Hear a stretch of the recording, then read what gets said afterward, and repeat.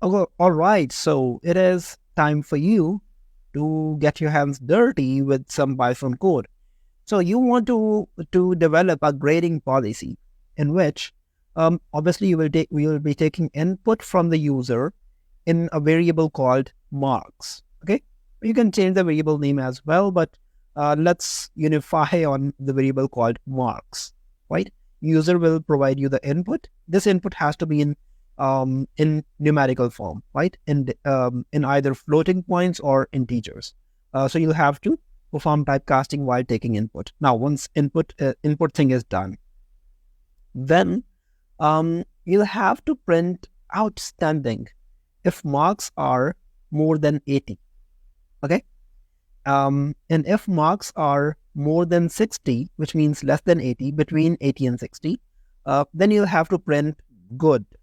By the way, about the boundary cases, if marks are exactly 80, then it will, since it clearly says if marks are more than 80, then it has to be outstanding. If they're 80, then they're not outstanding, then they are good.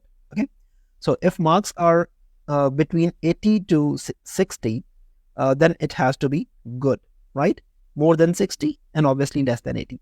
And if marks are more than 40, which means more than 40, less than 60, then we'll say need improvement, right? Then remarks are need improvement. Then the print statement will be need improvement. And finally, if the marks are less than 40, then we will say failed, right?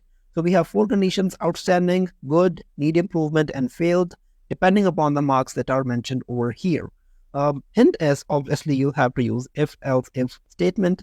Try to build it by yourself. Otherwise, as usual, we will provide you the solution. But I suggest you can do it.